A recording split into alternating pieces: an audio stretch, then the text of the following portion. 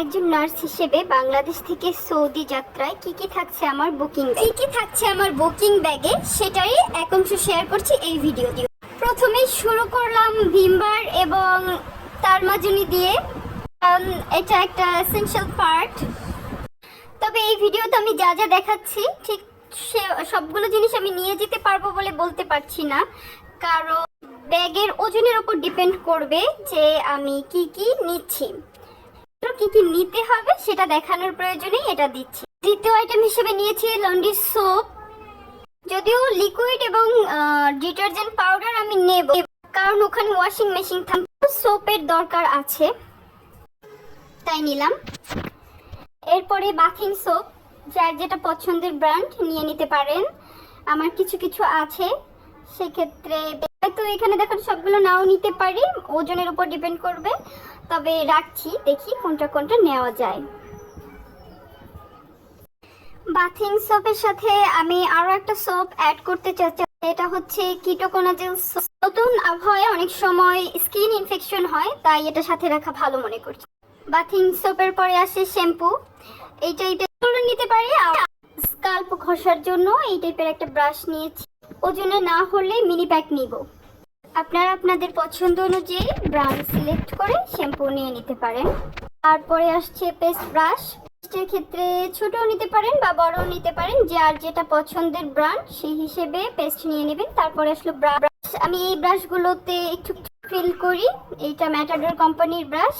এই ব্রাশগুলো থেকে আমি 4-5টা নিয়ে যেতে পারি।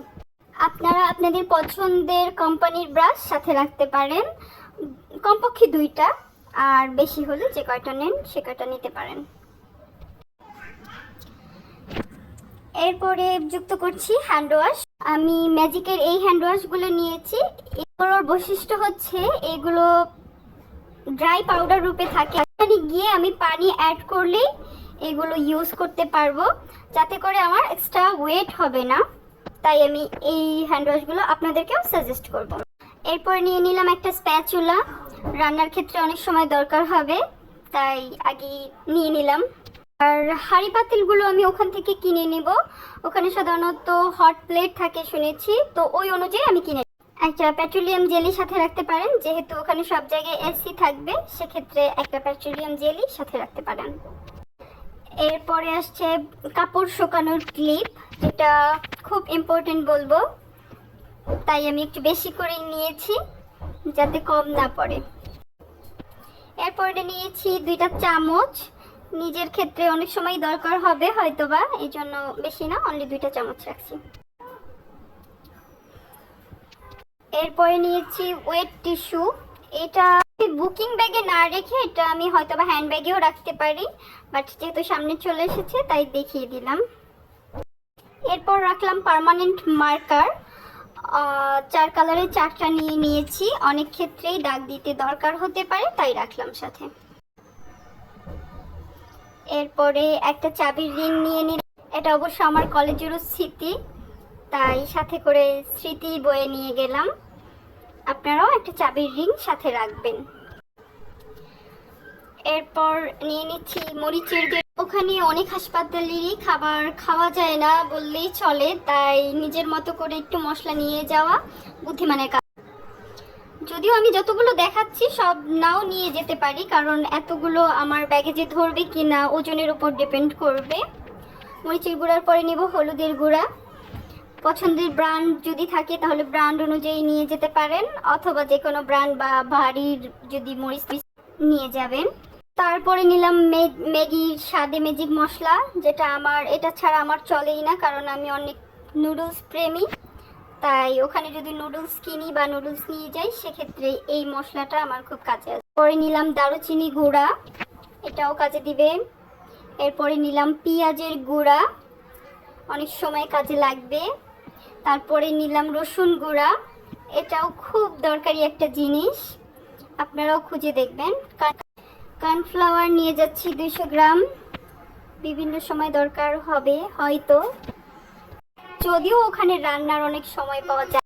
এরপরে নিয়েছি হিটের এই লিকুইডটা, জেল টাইপ এটা হয়। এটা তেলাপোকার জন্য খুবই কার্যকর একটা ওষুধ। আর বলা তো যায় না, নতুন জায়গায় তেলাপোকা থাকতেই পারে, সেক্ষেত্রে একটু রাখা ভালো আমি মনে করছি। আপনারাও নিয়ে নিতে পারেন, যে কোনো সুপার শপে পাবেন বা দারাজ থেকেও অর্ডার দিয়ে নিতে পারেন, যে কোনো দোকানে এই ছবিটা দেখালেও হবে। এরপরে নিয়ে নিচ্ছি একটা উপন্যাসক শ্যাম্পু, এই টাইপের ছোট তেলও নিয়ে যেতে, কারণ এখন মাথায় উকুন নেই, কিন্তু ওখানে গিয়ে যদি আবার কারো মাধ্যমে মাথায় আসে তখন তো আবার এগুলো খুঁজে পাবো না, বাংলাদেশের মতো এত অ্যাভেলেবেল না, তাই সাথে করে নিয়ে যাওয়াই বুদ্ধিমানের কাজ বলে মনে করলাম, তাই নিয়ে নিলাম। এরপর নিয়ে নিচ্ছি কিছু পছন্দের মশলা, বিশেষ করে যেগুলোর প্রতি ক্র্যাভিংস থাকে অনেক সময়, কিন্তু ওখানে যদি না পাই খুঁজে, হয়তো পাবো কিন্তু তবুও সাথে রাখতে দোষ কি, চটপটি মশলা। তারপরে নিলাম বিরিয়ানি মশলা, রাঁধুনির একটা রেডিমিক্স বিরিয়ানি মশলা। তারপরে নিচ্ছি চিকেন তন্দুরি মশলা, অনেক সময় ওখানে কাঁচা চিকেন দেয়, সেইগুলো তন্দুরি করে খাওয়া যায়। নিয়ে নিলাম একটা তেহারি মশলা, যদিও আমি জানি না এত কিছু আমি নিতে পারবো কিনা, কিন্তু গুছিয়ে রাখছি, যদি ব্যাগে শেষ পর্যন্ত তাহলে নিয়ে যাব। নিলাম একটা কোরমা মশলা, এটাও খুব ইম্পর্ট্যান্ট, কারণ ওখানে চিকেন পাওয়া যাবে কিন্তু মশলাগুলো পাওয়া যাবে কিনা এটা সন্দেহ। তারপরে কালো ভুনা মশলা, যেটা অনেকেরই কি বলবো একটা পছন্দের জিনিস, আমি নিয়ে নিলাম। এটা পপকর্ন, রেডিমিক্স পপকর্ন, যদি কখনো মনে হয় যে পপকর্ন খেতে ইচ্ছে করছে, তখন হয়তোবা যদি সময় থাকে তাহলে চটপট বানিয়ে খেতে। সাথে রাখলাম কিছু স্যুপ, যেটা খুব খুব খুব দরকারি একটা জিনিস, আমি বলবো সবাইকে সাজেস্ট করব এটা অবশ্যই নেবেন, অনেক সময়ই দরকার হয় কিন্তু হয়তো হাতের কাছে। শাহি জিরা মশলাটাও আমি সাথে রেখেছি, কারণ আমি একটু বিরিয়ানি নিলাম। এরপর নিয়ে নিচ্ছি নর্মাল জিরা, যেটা আস্ত জিরা, 500 গ্রাম নিয়েছি, যদি আমার ওয়েটে হয় তাহলে আমি পুরোটাই নিয়ে যাব, কারণ এটা খুবই ইম্পর্টেন্ট রান্নার ক্ষেত্রে, আর ওখানে দামটাও অনেকটা বেশি, সেক্ষেত্রে যদি আমি পারি তাহলে এই 500 গ্রামটাই নিয়ে যাব। আপনারাও চেষ্টা করবেন একটু বেশি করে জিরা নেওয়ার।